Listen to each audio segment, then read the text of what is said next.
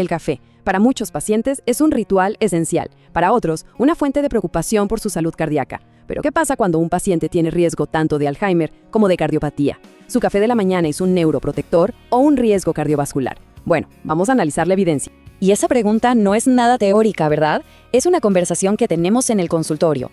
La idea es que al final de este análisis tengamos un marco de referencia súper claro, basado en evidencia, para poder guiar a los pacientes con total confianza. Ok, y para construir este marco, nos vamos a basar en evidencia muy sólida. Estamos hablando de dos análisis importantísimos, un análisis paraguas publicado en 2024 en el Journal of Family Medicine and Primary Care y una revisión sistemática del 2023 de la revista Nutrients. Miren, entre los dos sintetizan datos de millones de personas, así que la perspectiva que nos dan es enorme. Como siempre, los enlaces a la bibliografía los encuentran en la descripción.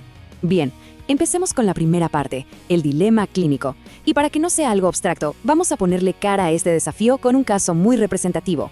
Imaginemos que entra al consultorio un paciente, 55 años, tiene antecedentes familiares de Alzheimer, pero también de enfermedad cardíaca, y nos mira y pregunta, así, directo: doctora, mi cafetera de todas las mañanas, ¿me está ayudando o me está haciendo daño? Bueno, vamos a usar este caso como nuestra guía para analizar la evidencia. Pasemos a la segunda parte, el escudo neurológico del café. Y aquí, la verdad, es donde están las buenas noticias. Y son noticias bastante convincentes. Fíjense en este dato del análisis de 2024. Es contundente. Estamos hablando de datos de más de 5 millones de personas. Se encontró que un consumo moderado, y aquí la clave es moderado, hasta 4 tazas al día, se asocia con una reducción del 12% en el riesgo de ictus. Un 12%. La verdad es que es un efecto protector muy significativo. Pero eso no es todo. El beneficio no para ahí. Dentro del mismo gran análisis, en un subgrupo de más de 377,000 participantes, el consumo de café también se asoció con una reducción del 6% en el riesgo de demencia. ¿Y cómo funciona esto? Bueno, el mecanismo que se propone es fascinante. Pensemos en los compuestos bioactivos del café, como los ácidos clorogénicos. Actúan, literalmente, como un equipo de mantenimiento para esa vasculatura tan delicada del cerebro. Son antioxidantes, ayudan a preservar la función endotelial. En fin, mantienen las tuberías del cerebro limpias, flexibles y despejadas.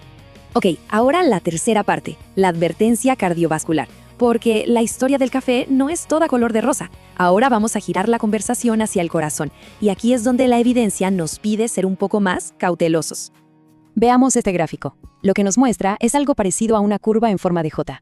Un consumo ligero a moderado, bueno, parece ser neutro o hasta un poquito protector. Pero fíjense en el consumo alto. Cuando nos vamos por encima de las 4 o 5 tazas, la tendencia cambia y se asocia con un ligero aumento en el riesgo de enfermedad coronaria. Claramente, la dosis lo es todo. Podríamos pensarlo de esta forma. Para las arterias coronarias, una dosis alta y constante de cafeína es como someter al corazón a una prueba de esfuerzo persistente. Este ritual mañanero puede convertirse para algunas personas en una carga a largo plazo. ¿Por qué? Pues puede deberse a picos de presión arterial, efectos en los lípidos, en la homocisteína, sobre todo en personas que son metabolizadoras lentas de cafeína, donde ese estímulo dura mucho más en el cuerpo. Ahora, la cuarta sección, la cuestión de la presión arterial. Y aquí el panorama se vuelve todavía un poquito más matizado. Los resultados varían dependiendo de cómo se analicen los datos.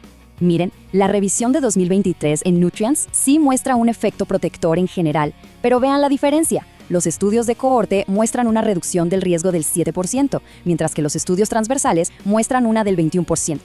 ¿Qué nos dice esta discrepancia? Pues nos grita que la relación es compleja, que no es una línea recta y que seguramente hay muchos otros factores que están influyendo. Muy bien, llegamos a la quinta parte, la síntesis clínica. A ver, tenemos beneficios neurológicos por un lado y potenciales riesgos cardiovasculares por el otro. Entonces, la gran pregunta es: ¿cómo integramos todo esto en una recomendación que sea coherente y útil para nuestro paciente de 55 años? Ok, vamos a resumirlo en 3 puntos clínicos, prácticos y accionables. Primero, tranquilidad para quien bebe con moderación. Para un paciente sin enfermedad cardiovascular preexistente, hasta 4 tazas al día parece ser no solo seguro, sino neuroprotector. Segundo punto, advertencia para quien bebe en exceso. En pacientes que ya tienen factores de riesgo coronario, un consumo elevado podría aumentar ese riesgo, y hay que decirlo. Y tercero, y quizá lo más importante, individualizar el consejo. Siempre hay que considerar el perfil cardiovascular completo del paciente al hablar de sus hábitos. Y para que todo esto se nos quede grabado y para poder comunicarlo fácilmente, podemos usar una frase muy simple. Para la mente, adelante. Para el corazón, con precaución. Ese es el mensaje central. Es una forma súper rápida y efectiva de transmitir esta dualidad tanto a los pacientes como a los colegas. Los beneficios claros en el cerebro, los riesgos potenciales en el corazón, especialmente a dosis altas. Entonces, para cerrar, hagamos un resumen final. 1. El consumo moderado, o sea, 4 tazas o menos al día, está ligado a un menor riesgo de ACV y demencia. Es un aliado del cerebro. 2. El consumo elevado se asocia con un posible aumento del riesgo de cardiopatía coronaria. 3. La relación con la hipertensión parece ser protectora, pero los datos, como vimos, varían. Y 4. La orientación clínica siempre debe depender de la dosis y ser específica para cada paciente. Entonces, el llamado a la acción es este. La próxima vez que un paciente pregunte por su café, cambiemos la conversación. Dejemos de hablar de si es bueno o malo y empecemos a preguntar cuánto y para quién. Este simple cambio de enfoque nos permite dar un consejo mucho más preciso, personalizado y sobre todo basado en la mejor evidencia que tenemos. Esto concluye nuestro análisis de hoy. Descargo de responsabilidad y bibliografía en la descripción.